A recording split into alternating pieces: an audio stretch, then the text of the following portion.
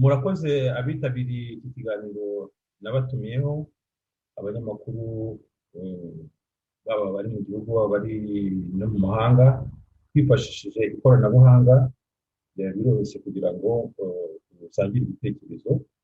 Nifuje gusubiza ibibazo umunyamakuru wa Ingabire Victoire, umunyamakuru witwa w'umubavu Mpayimana Philippe yibajije afatanije na bagenzi be mu buryo yahisemo kuri Mpayimana Philippe, bigaragara neza ko yari agamije iharabika.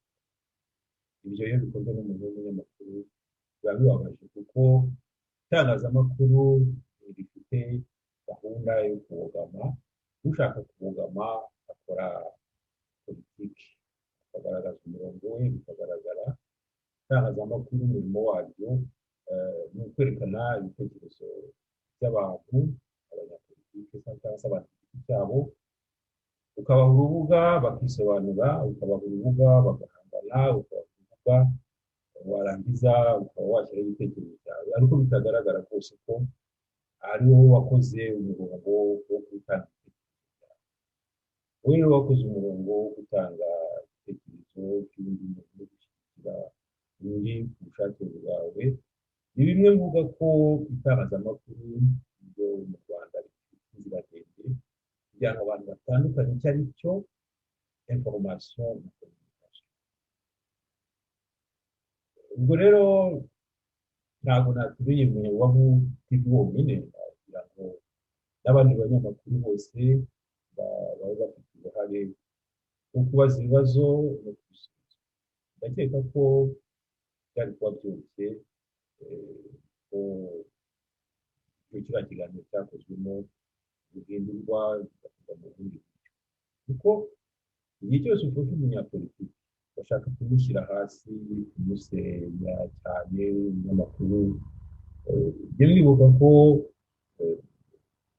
politiki aba afite abaturage benshi bamuri inyuma, afite abaturage benshi bamukunda, afite abaturage benshi bamukurikira. ubwo byonyine icyo ugamije gusubiza demokarasi. Niyo mpamvu babwirana abanyamakuru duhitemo mu abanyapolitiki cyangwa se mu abanyamakuru. Uko biri kose umunyapolitiki ushyigikiye ari we wari waguhaye umurimo, ntabwo dufite umurongo umwe.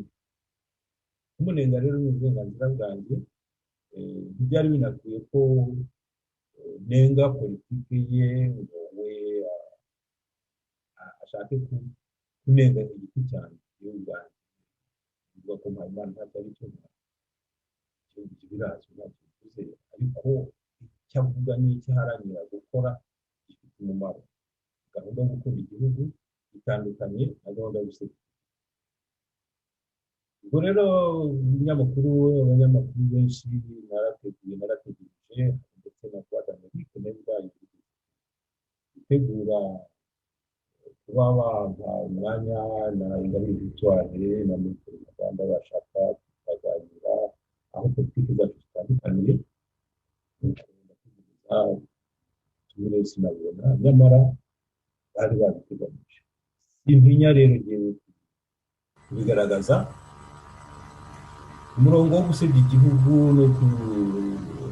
no kubangamira imishinga y'ubutegetsi buriho si wo nkorera. Umurongo wo gukunda igihugu udusaba kwirinda kubangamira uwo mu muhanga. Murabizi mu mikino w'umupira, iyo umuntu agiye gutera penaliti ukamubangamira baraguhana, cyangwa se gutsinda bahita babaha penaliti. Ntabwo ugomba kubangamira umuntu uri gutsinda. Iyo yakugeranye mu izamu uramureka agatera, agasigara noneho ahangana na meza. Nguko rero uko Madame Ingabire Victoire yabonye u Rwanda, leta y'u Rwanda ishaka gutera mu izamu, inama zikomeye cyane nka ziriya za Commonwealth, avuga ati reka nandike ibinyamakuru bikomeye muri The Guardian, abwire ko reka ubuzima bwanjye nabayeho ntabwo bwatuma u Rwanda rwemererwa gutumiza inama, ni ikimenyetso cy'uko batubahiriza uburenganzira bw'ikiremwamuntu, rwose iyo nama ntizabe si ngombwa, Rwanda n'urubanza bigira gutya na gutya gutya na gutya. Ibyo nibyo bita kugambana. Ibyo ni cya gihe umukinnyi aba agiye gutera mu izamu ukamukurura umwenda, bahita rero baguha penaliti.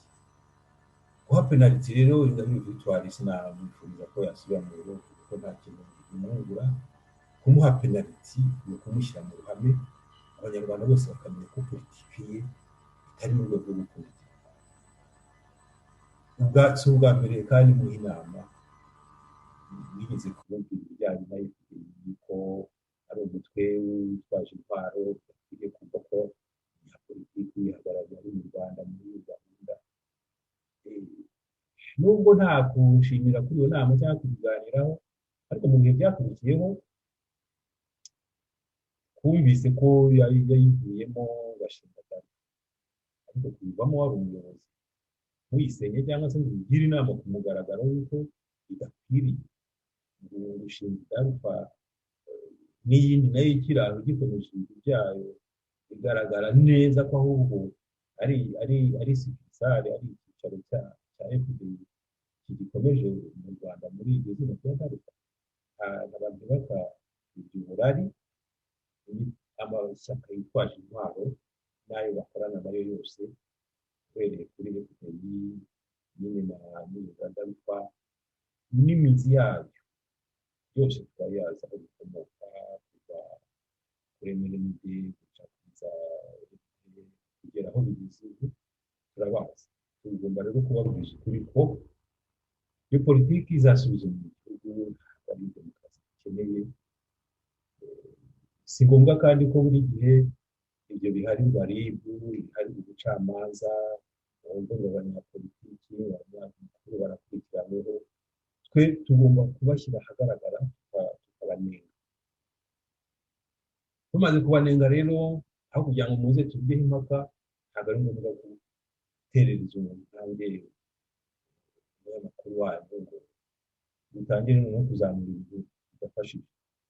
Mu by'ukuri ubu Toneste Nsengimana njyewe numvise ahubwo byinshi yarashingiyeho, hari ibintu byinshi cyane yavuze, ibintu yavuze byinshi ndabimushimira, ariko biragoye kuvuga umuntu ibintu nurangiza umusenyi uza ati Mpayimana yabonye amajwi aya n'aya mu matora ya Perezida wa Repubulika.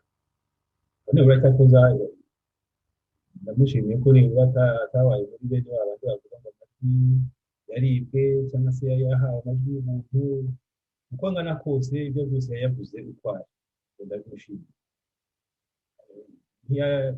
Ntiyanirengagije ubunararibonye bufite mu itangazamakuru, namaze imyaka 25 y'umunyamakuru, naragize uruhare mu gutangiza televiziyo y'u Rwanda, narashinze ikinyamakuru. Ibyo byose ni byiza, abantu ntugiye kunenga ibyo byose bemera ubushobozi.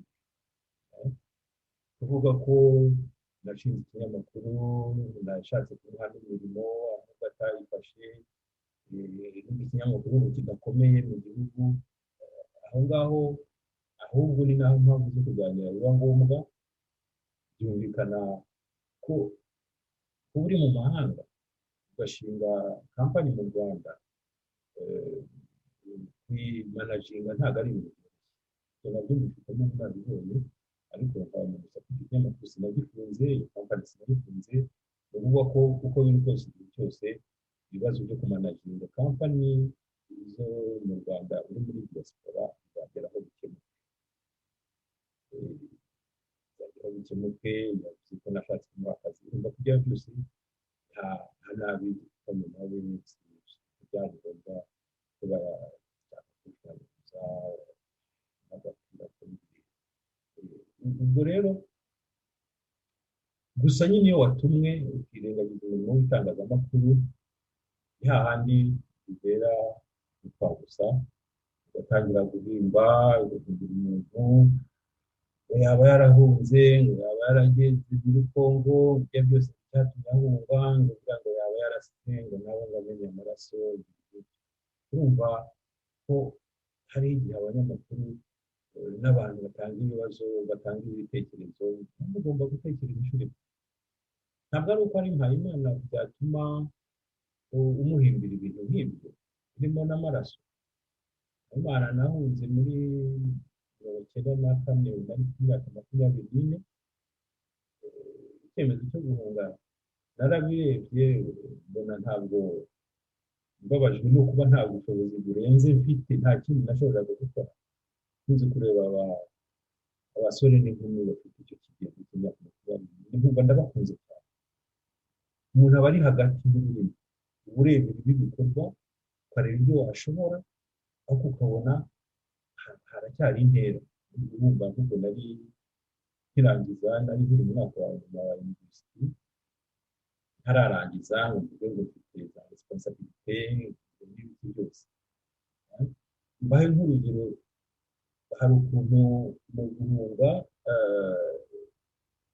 naje kugera ku Gisenyi, ndibuka ku itariki ya 13 z'ukwezi kwa karindwi. Mbere yo kwambuka muri Kongo, televiziyo y'u Rwanda yari yahindukiye muri hoteli ihari, kwa mugenzi wanjye rwose witwa Gerard Gatare, narahamusanze kuri televiziyo, ariho yegeranya amafoto. Barambwira ko nshatse nshobora gukomeza umurimo wanjye aho kwambuka muri Zaire, kuko n'ubundi ari umunyamakuru, niba nari nasubiye ku ishuri. Ushatse rwose wakomeza akazi, reba ibyo barimo, reba amashusho bari barafashe, amashusho harimo imipanga, amashusho harimo ubwicanyi, amashusho. Televiziyo y'u Rwanda buriya barafashe amashusho pe, amashusho menshi ya jenoside yakorewe Abatutsi, menshi rwose yifatiwe na televiziyo nta gahato. Ariko icyo gihe ndibuka ko nararebye bari basasanira ayo mashusho, nta n'isaha namaze muri icyo cyumba cy'iyo televiziyo y'u Rwanda yari imaze kwinjira ku Gisenyi. Ntabwo yewe nikomereze urugendo nambuke hakurya, ndabona bitoroshye byose, aho mugeze mukora ntabwo twari kumwerekana ikomereze. Ni ukuvuga ko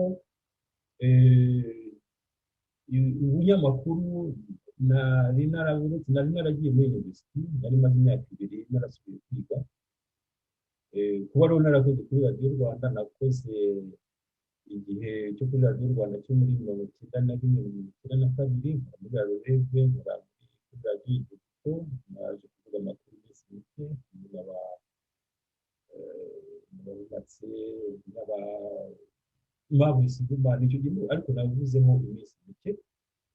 Ibyo rero radiyo ntabwo yari itaraba radiyo y'abakantano, ndetse n'aba bakantano icyo gihe muri za 1992 twari kumwe muri mumvaho muri Rahore, ari batarajya mu nterahamwe. Twakoranye MRND igishakisha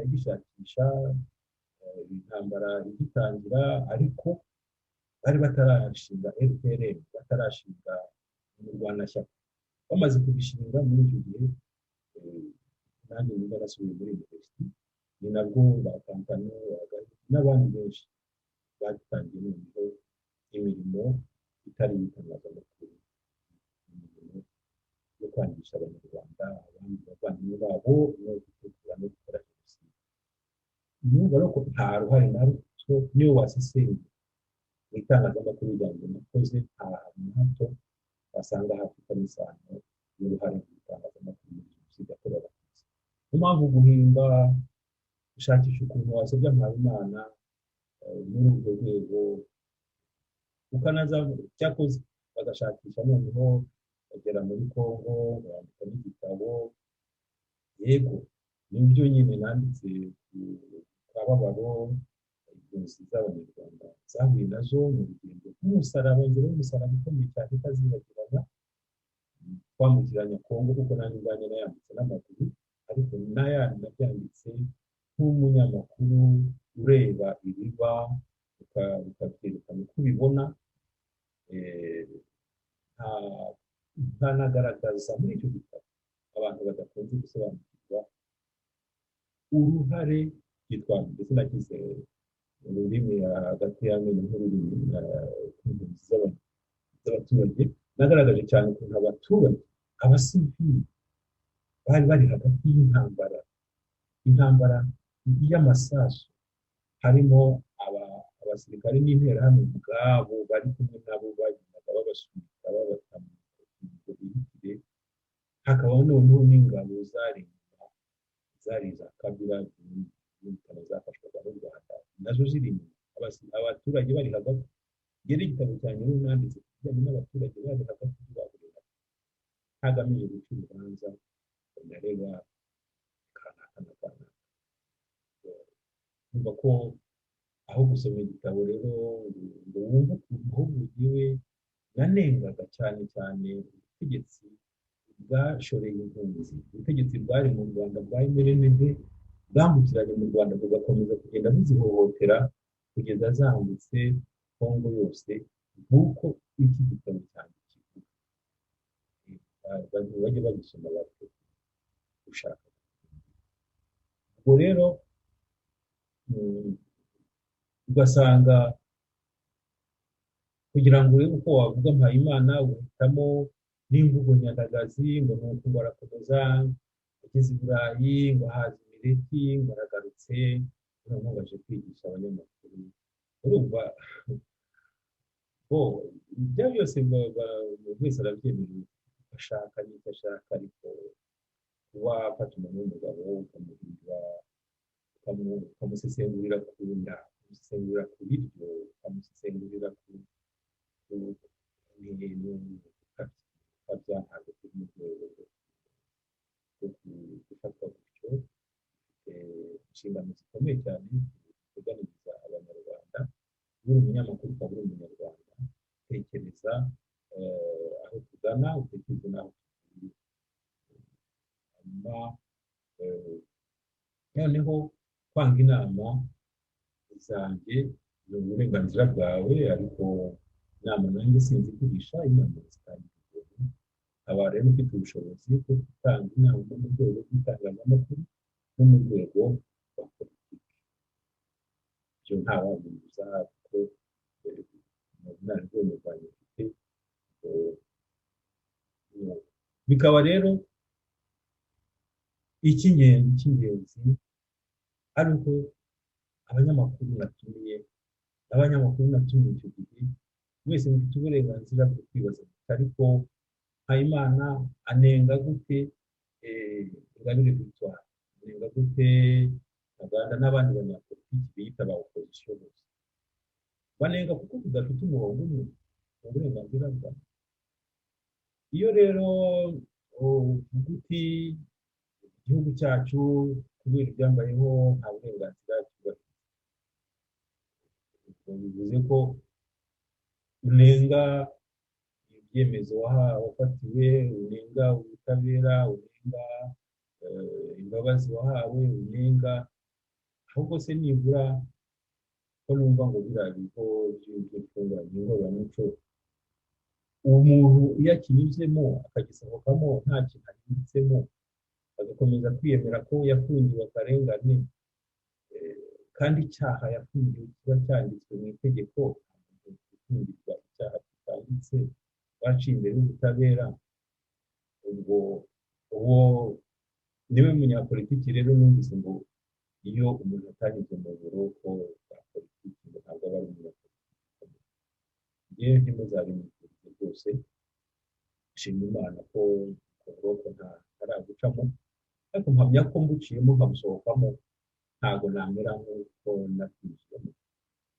gufunga umutwe nta kintu bivuze kuko nabwira ko dufite politiki zitandukanye politiki yo gushaka gukora politiki uhagarariye mu gace k'abanyarwanda ushaka kubahanganisha n'abandi ya politiki y'amoko bahoza mu majwi ngo abahutu ngo bagenze gutyo na ibyo ntibizambeho yewe ikintu cyitwa umuhutu nkemera nk'ijambo riba mu kinyarwanda ijambo ryakoreshejwe kenshi mu gutesha agaciro abanyarwanda mu kubabumbira hamwe kugira ngo bahohotere ikindi gice cy'abanyarwanda.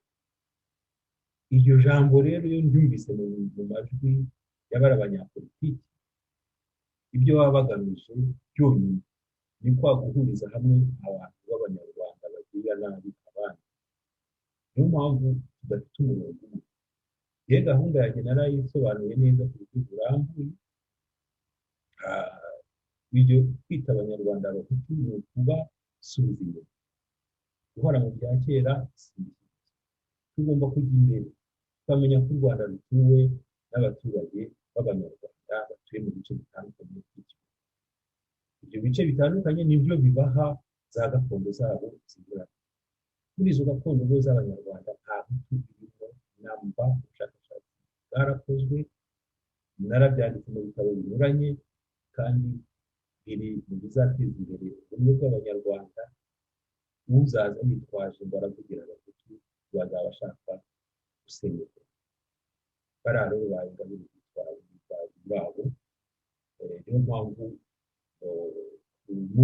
namunenze ku bijyanye no gukunda igihugu, bijyanye na biriya byo kubangamira ubuyobozi, ariko no muri iyo politiki yo gusenya ubumwe bw'abanyarwanda nayo ndayimunengaho rwose. Uburyo dushobora kwiteguye gusubiza ibibazo byose, kuko si ubwa mbere izo ngingo zisobanura. Ibitabo maze kwandika ni byinshi murabizi, ndetse n'umushinga wa kwiyamamaza urabizi ko ntabwo niyamamaje ntabitekerejeho. Nasohoye ibitabo byinshi. Indi ntambwe muzakibona igitabo, intambwe ya demokarasi n'iterambere. Cya kindi cya mbere baba basebya ndagifite, bagishaka bazajya bagisoma, basanga ko abantu basebya batasomye. Ibyo bya ideoloji y'abo bantu nenga nacyo kirahari. Ku bijyanye n'amahoro iteka uburyo twayategura, nagikoze mu ndimi zombi. Hari n'ikindi gitabo gitubutse nakoze rwose mbere yo kwinjira muri politike. Mu Rwanda rwagagumye ibitekerezo n'isesengura ryanjye ririmo, nta muntu uhejwe. Ndetse mfite n'ikindi cyanditse kijyanye no kwiyungwa mu bumwe bwa Afurika, nacyo kirahari. Ushaka kuri interineti nabibona.